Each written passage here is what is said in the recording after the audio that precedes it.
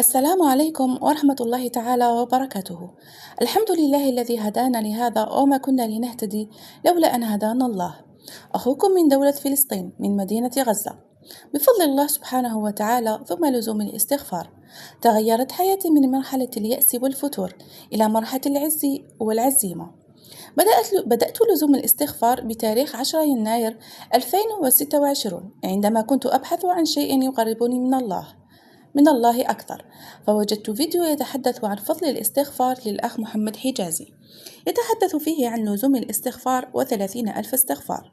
تفاجأت كيف هذا العدد وكيف أن يصل الناس لهذا العدد، وقلت في نفسي لأكمل الفيديو وأتابعه لنرى.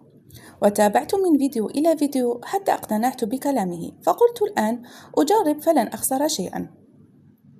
وعندما بدأت مرحلة الاستغفار بدأت بأعداد صغيرة مثل 5000 ثم 10,000 وهكذا حتى وصلت إلى 30,000. وتذكروا أنني حققت 30,000 استغفار لأول مرة بعد 20 يوما من بدء هذه الرحلة.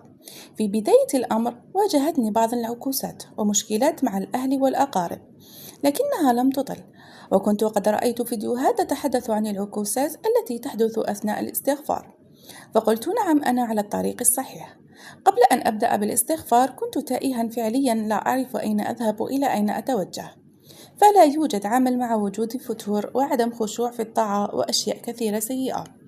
فنحن في غزة نعيش أوضاعا صعبة، فقدنا أحبابنا وأقاربنا وبيوتنا، وفقدنا كل ما نملك بمعنى الكلمة، ولم يبقى لدينا شيء.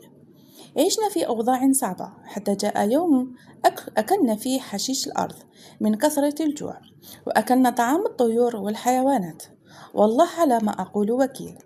عشنا أياما لن نستطيع نسيانها إطلاقا، حتى أننا شربنا المياه المالحة الغير صالحة للشرب لعدم توفر المياه النظيفة. لكن قدر الله ما شاء فعل، والحمد لله على كل حال. طبعا لم يتبقى معنا أي مال، ولا يوجد لدينا عمل في غزة نستطيع من خلاله تأمين حياتنا واحتياجاتنا اليومية. لكن بعد لزوم الاستغفار بدأت المفاجآت وتغيرت حياتي، والحمد لله للأفضل بكثير، وسأبدأ بذكر ذلك بالتدريج. أولا الراحة النفسية الكبيرة تزداد يوما بعد يوم. ثانيا خشوعا لا يوصف في الصلاة، حيث أصبحت أشعر بلذة الصلاة والسجود والدعاء، وصراحة هو شعور لا يوصف. ثالثا قلة المشكلات. رابعا ترك الذنوب كبيرها وصغيرها، ومراقبة كل ذنب والإسراع بالتوبة منه. خامسا التسجيل في دبلوم برمجة مواقع الويب، وتكلفتها غالية، لكن الحمد لله خلال هذه الفترة جاء الرزق ودفعت تكاليف الدبلوم، وستبدأ خلال الأيام القريبة.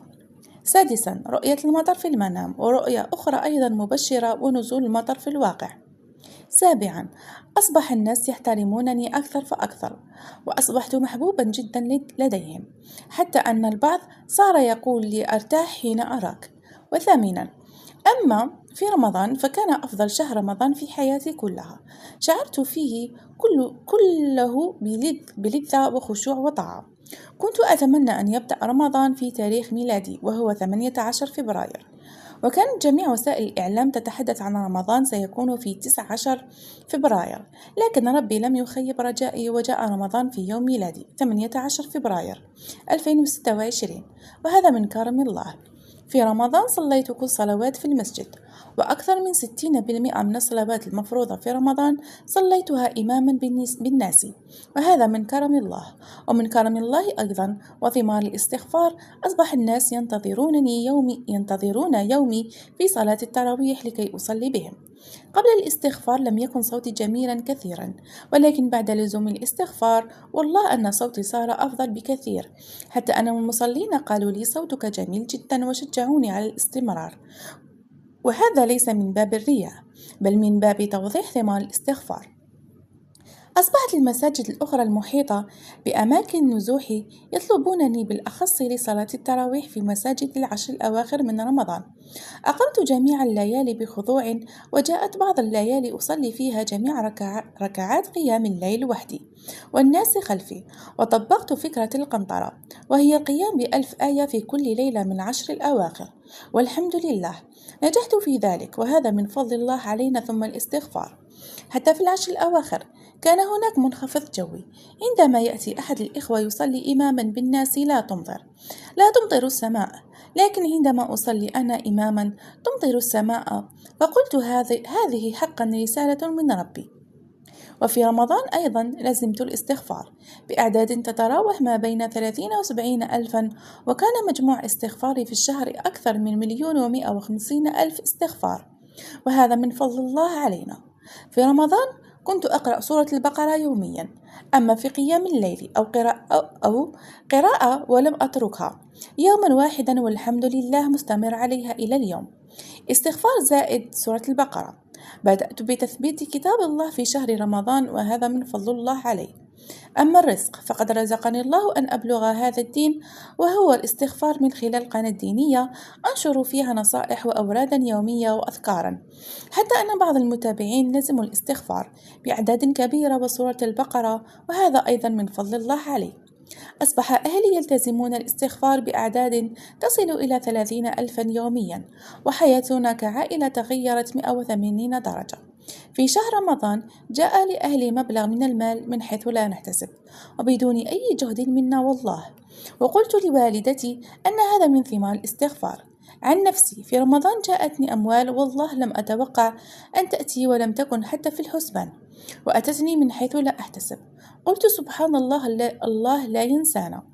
أخواتي أيضا بعد لزومهن الاستغفار جاءهن مبلغ من المال من حيث لا يحتسب بدون أي جهد، حتى قلنا لي إنهن طوال حياتهن لم يأتهن مثل هذا الرزق، وهذا من ثمار الاستغفار. جاءتنا مساعدات من هنا وهناك بدون تسجيل، بدون أن نطلب، وتأتي لوحدها، وهذا بفضل الاستغفار. شهر رمضان هذا كان مختلفا تماما. ألف شكر والحمد لله على نعمة الاستغفار التي فتح الله بها علينا، ولأول مرة منذ 20 سنة أشعر بقيمة رمضان الحقيقية صراحة، ويوجد الكثير من الثمار أيضا، وهذا ما استطعت ذكره. أوصي كل من يقرأ أو يشاهد أو يسمع قصتي بنصيحة واحدة: الزموا الاستغفار بأعداد كبيرة، واقرأوا سورة البقرة يوميا، والله بالثلاث ستجدون الخير والبركة في حياتكم. وكل من شاهد قصتي أتمنى أن يدعو لي دعوة جميلة من قلبه.